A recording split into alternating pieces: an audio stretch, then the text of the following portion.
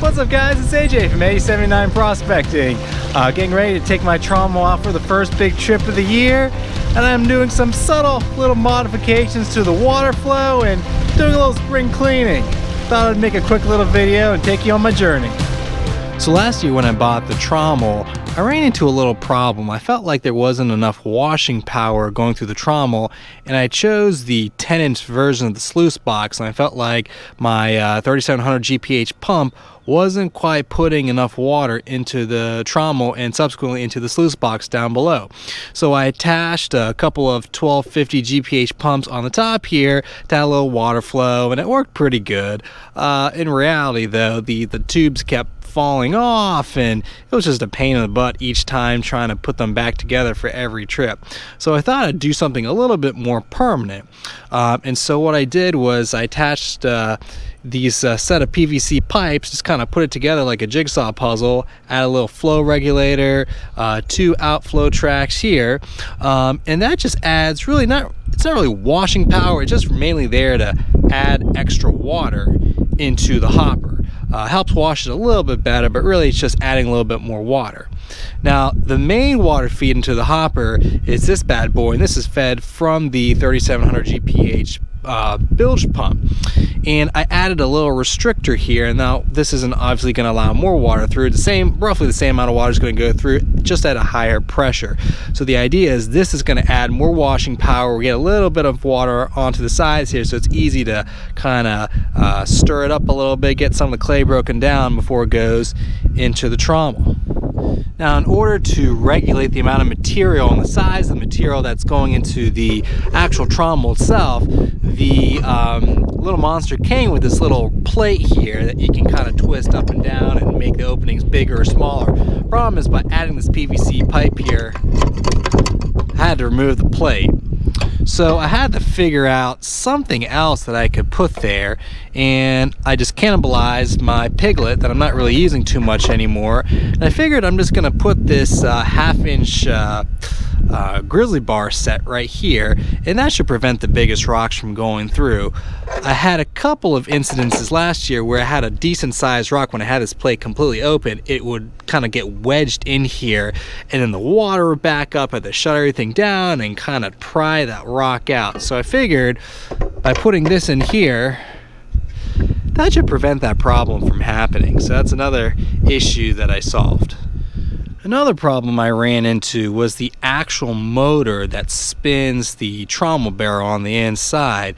It's sealed with this silicone gel to prevent water from getting in, but still, about a week ago when I tried to fire it from the first time, it wasn't working and there was water leaking out, so clearly a seal somewhere had failed. So I had to replace this, and now this is working great. But the problem I'm seeing here is there's nothing covering it, right? So when I'm having a bucket, I'm pouring material in, inevitably water and rocks would come in here. Sometimes the rocks would get into the gears here. So I'm trying to figure out a way to just put something here, even if it's like a little piece of plastic or something, just to deflect most of the water, small rocks and stuff that could potentially damage the Trommel.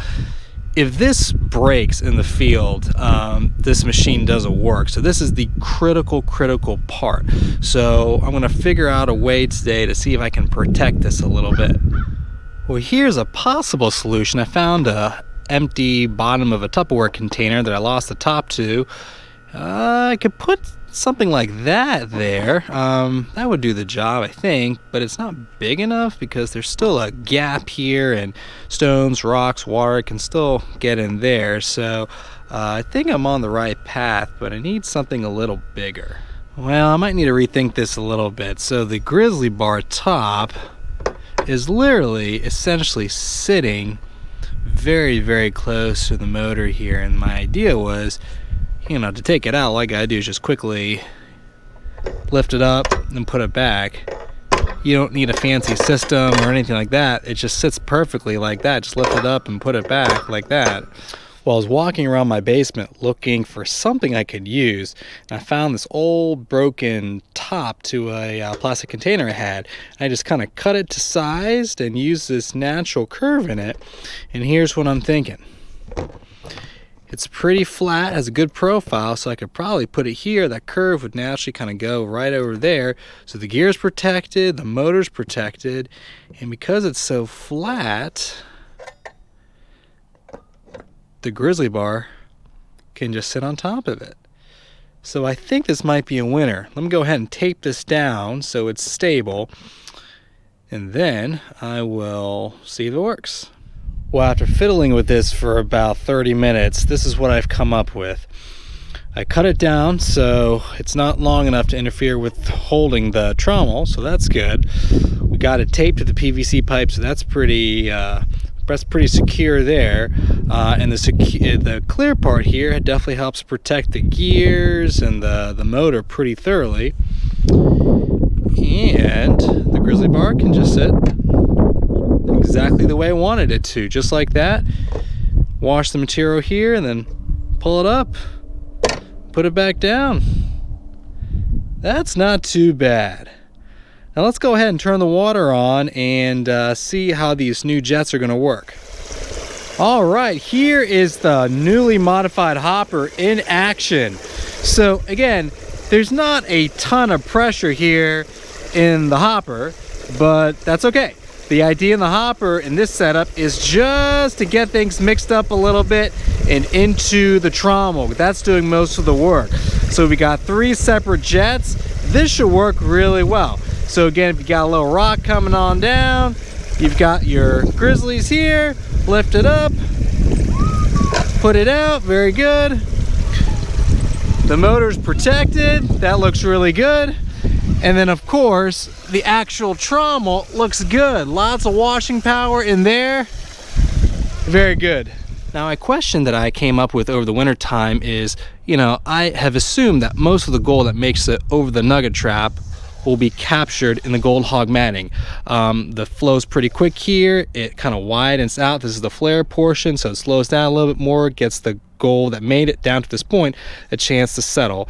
And everything that doesn't settle at this point goes out the end here. But how much is actually going out the end? When I tested this in a controlled environment inside, it wasn't a lot, but I also wasn't really running the water for a very long time. And I was actually really wondering about it all last year.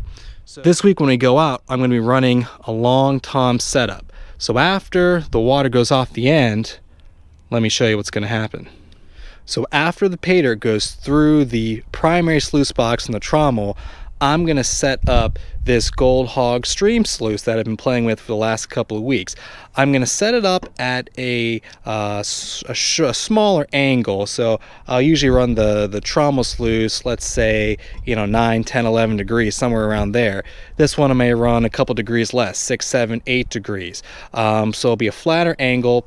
The matting here is also more aggressive. And what I mean by that is essentially there's bigger humps and there's bigger dips. So there's a chance for bigger gold to settle in here versus the kind of lower profile mat in the Gold Fox Trommel.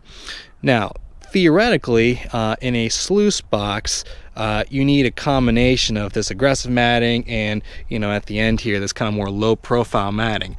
I don't have that in the trommel because theoretically you don't need it because most of the gold's caught in the nugget trap. But again, that's how it's supposed to work in theory. I've never seen a video that actually tests that out.